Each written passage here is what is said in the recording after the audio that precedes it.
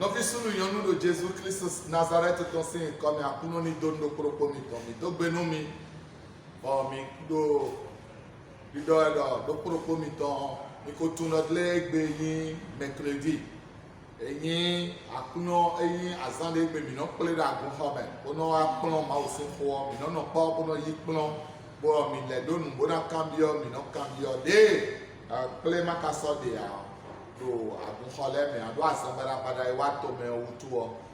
mi kado ma o fo pono de mi na yo plewe mi na mi do fio do hosa agun ho me mi do biblo si se do monju e bodo si se do ni akuno ni do no propo mi ton bono me do propo ni hendidi o siesie Jesu na no ko ha mi tunodle mi kundo na jo Jesu o sisento video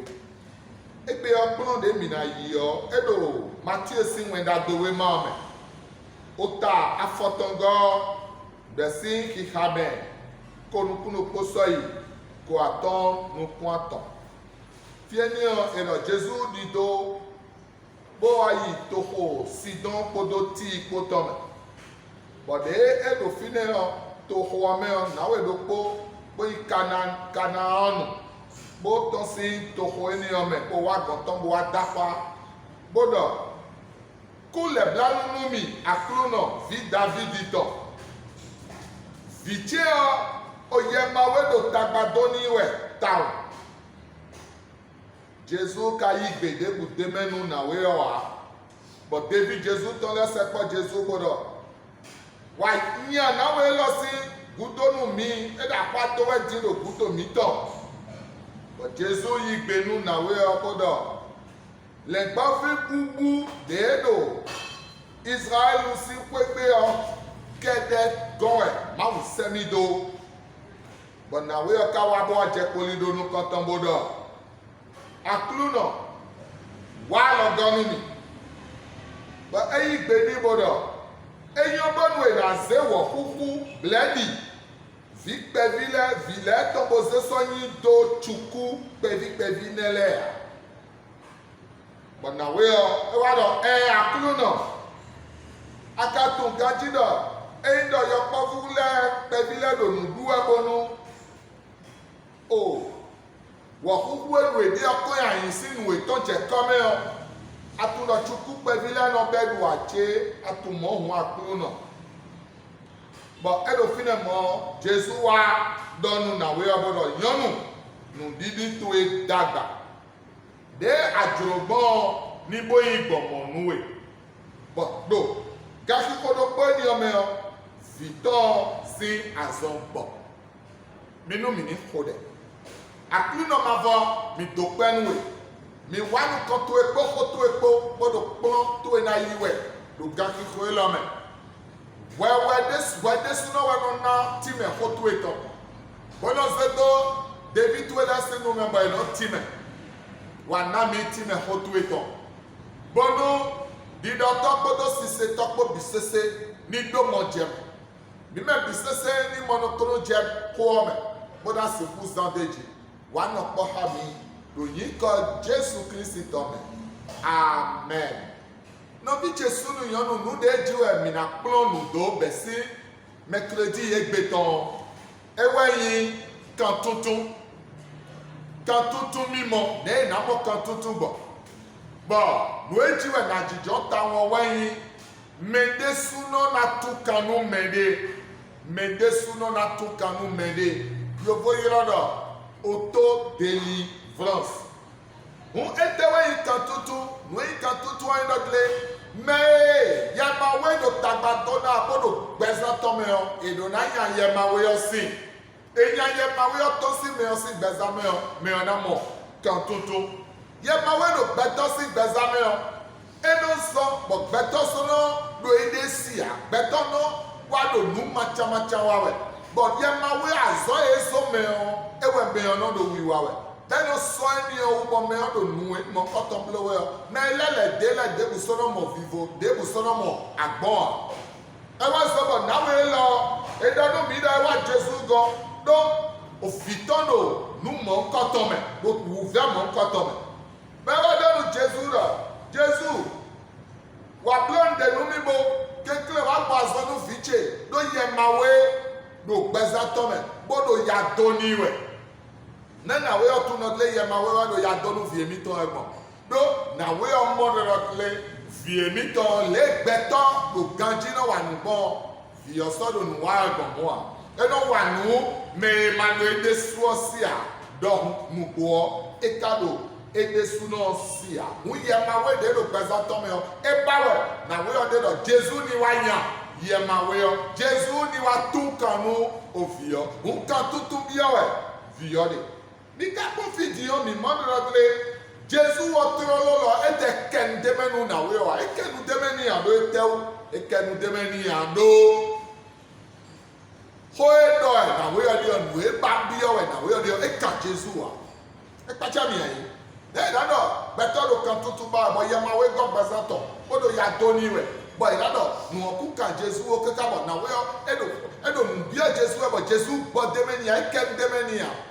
kaka boy na le mo David Jesu tole e le go ye kan ri o me bo adanu Jesu podo vive podo le ni na we o se gudo mi ton de do apa do e di no do na we o bo we e de tun we a no do we we ai hu no we a bala ni ye dado Jesu ni yan na we Jesu ma yan na we o e ken demeni a po we e ti demeni amo enye a Jesu na me wa ni go ni kura ya me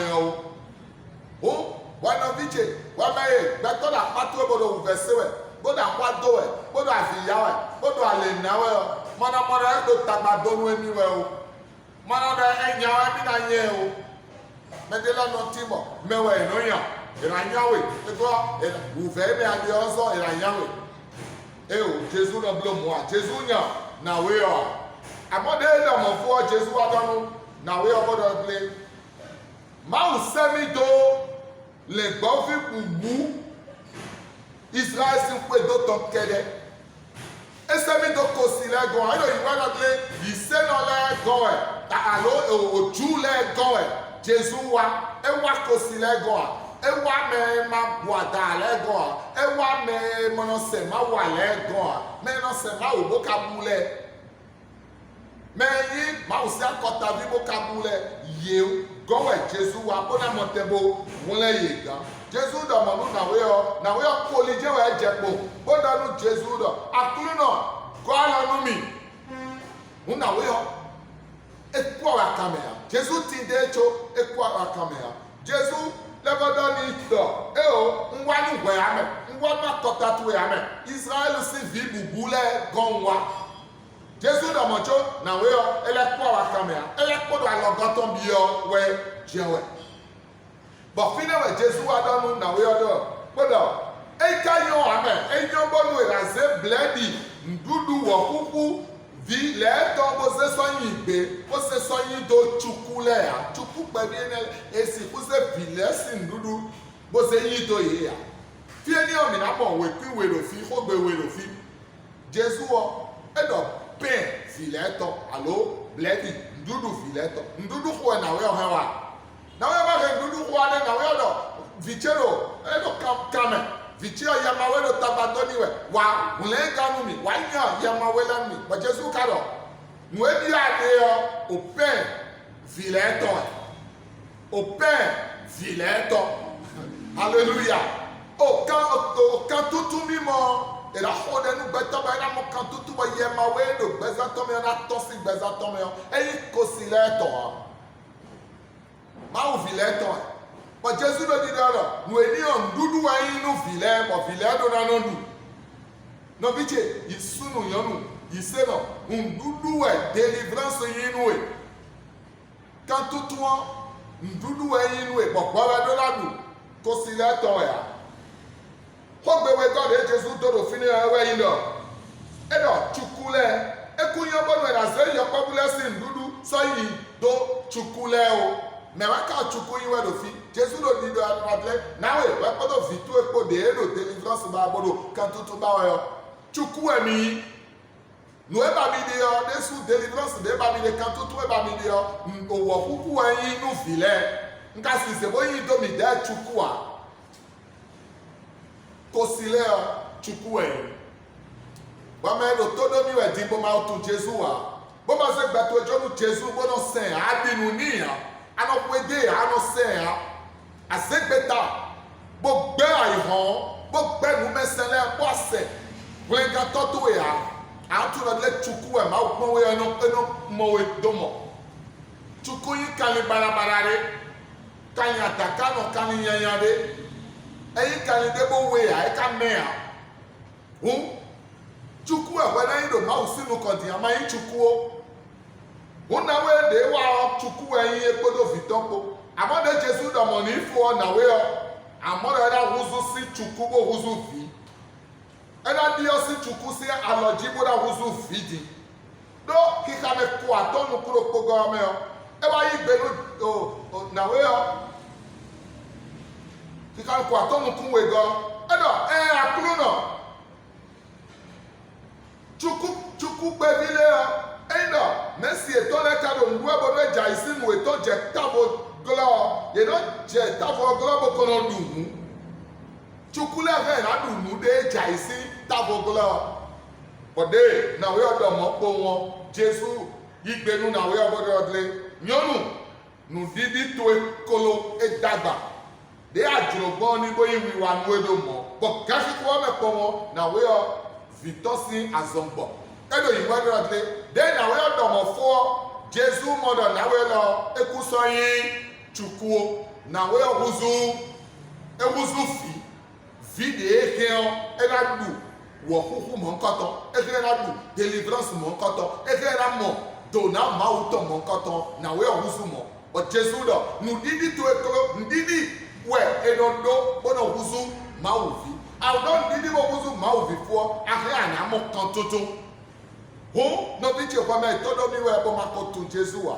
bo ma ka se beto ejoni ama o se beta no ble we mi na se do gbe ni to me a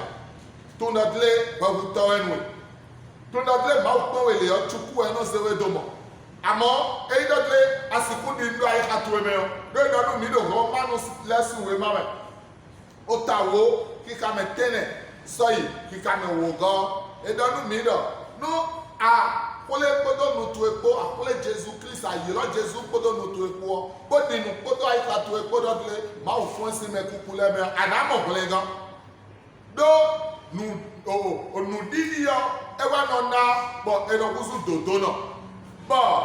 o dida podo no po e wa no so bo e no mo glegan uno viche anadi nu po ai to epo bona Dopoto nutu epo da Jesu Christ yi flegato Jesu Christ ku o fo wa gbe asato atongo gbe do time le tome adi nu mo ala mo flega amadi nu atuno tle nu debu de fo de ana se Jesu Christ Nazareth ton wo nu sise tofo egudo we ade ena na we gbe ana na we flega ana mo tle me yi nu contact we le me ko yi o sise ga da ho alo me do sise to wale amodro tle ye bi ku ye kuwa enyon to your domain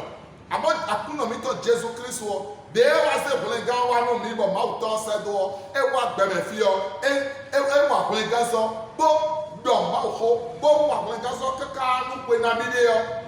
ye wa wi o se bo keda kluzu ji bo wi ye wi yo e ku fo bo no bo e ku o e ze mi do your domain abo za to tongo agbe aza to je blo eli de bua Bobla zanto do yo do be pe do onu me kuku e lo don le bodu e lo ni siku tun bo la se gbe ton sojo nu ma azanto to go gudo e fon agbe bo gbe de wa lo gbe yin o e we na dudeji da ho me yin ma o se tole dudeji eni o ma o jan na gbe de su ze gbe to so joni eni o ana huzufi awuzuvi aro in the Bible bo bi o e na nawe abata wuzuvi asimo deliverance asimo kantutu ame bakwalo no bi Jesu nu yonu ba me ko yi Jesu se yo bodo Jesu se yo no wa idodo poti mo mi no do bi blow e but mi no do wi wa mi no do e ko yi Jesu se oh me do Jesu Christ me dio e wuzu nu di da yo no ho le bi sese ko juwai but yo no bi sese wuzu yo Jesu donu na we ododle deliverance we da de ndudu we boyi kan ndudu file to bo file azora bi e to ndu gberopo ndo kika bi o mi azora bi e betoro ndu ndo po ro ndu ndo kezero po me Yena yi benu ekpo medela na do azon to eno dunu yena da no eno ble o. Wa me lo ko do lo amondudu ogandi o anu wo azon to yi. Eno du wo azon to. Vi do pona dunu do keze me eno dunu azona bi ese ko versi bon ese nu eno du. Ko versi azon to na dunu azon to. Ma ko boto dona ma to le do gbigbo me ko ye kanyi nu de ba mi do ando ku do to mi na no joro do gbe bi sesenu. E was about deliverance of Jesus Yolanda, Nuduo, Minato, Minano, Webinu, Miduna, deliverance of Webinu. Jesus Christ tell I don't know, put on a Makisi women when I go in my Makito, Otato, Afoton Kuropo, Kikana Foton Kunwe. And a man I didn't know anybody you sell, no Jew when I went to ye lady. Though ye catch a ye Naya Yamawe. Nu ti o keke wa Jesu hame amonu kon kontodo ye na nya ye mawe hu e na to kanu me e na mo kan tutu hu eweyi nu ti unu konto no bi Jesu nu yonu nu jandon we gbedodle me do hudo deliverance ton kosilewe ene Jesu Christ de su hunu ton bodonu nawe kosione e ton deliverance be Jesu doni no e o nawe deliverance yito ya. Deliverance of Icheleto. Ye me di nunu mile ye wana mo deliverance. Ye wa nse deliverance kan tutu o ye wa nse do tena. Ho bot bana we on esu do te ame e wa di. Boyi Jesu o do ai faton me bo di nu ni. Keka bo do bo do nu tompo. E do akulu no che. Ndudu o ka jaisi ofi e to we ile sinu do tabo e to to chuku ado nyin chuku le ka fe na ben dudu eni obo dudu tabo glory na we de do fine akuru no do di do gbagu to we chuku eyin akuru no we bi on de yin chia amo akule blan mi on na mi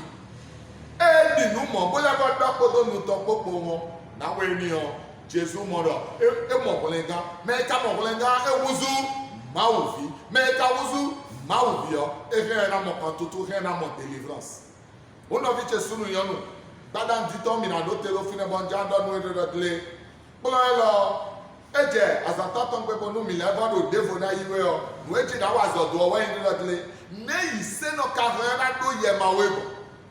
ne yi se no he na do gbigbo ma we lo ede me bo na do hudo deliverance tombo nu esi nu mi na do was ataton gbe one but na don mi do le mi ni do toji bo mi maka o shen mi do lo do YouTube jio ikekle gbogbo apo blo abo mi krike do aboneji ni abone mi de le bo nu we go mi si share ou bien like alo so mi no mo do mo jo mi sile eni obudo Mwe mi la diaou quand il do de mpo mi de dion polo de mo mi de yo mi se bo ma di partager nous me de le dion mi na khode akuno ma von do penwe no hotoe de do la tle quand tout eyi mi me bitue le to ba mi da mi ka oyi bitue no de koe do we la ko badan ti do tle me na ko tuwe abo ba ko bitue ya o ba ko si se o ale ke ko to ma bo na e gbode me bo no ni le bojo bo yi Jesu se dai ha itoma bo do ko do nu etombo eni o ede suna mo kulenga when dey mo kulenga ku do otoma bo ana ho de to eji bo e ku so fitu e mo ede suna mo do na to ele bo na mo le tombo dudo pesa itoma ede suna na mo deliverance bo na do otoma bo mi me ka o yi sele bo no ministre pour no do deliverance o mi ni no do do we bisese no mi ni ma do de ko mi ton mi de ton eni akuno to no mi no pohani hoda da gunto eji hoda do vituela no koropoji bonu mo jameoni do koropomiton wele bisese no do yiko da ho Jesus Christ do amen.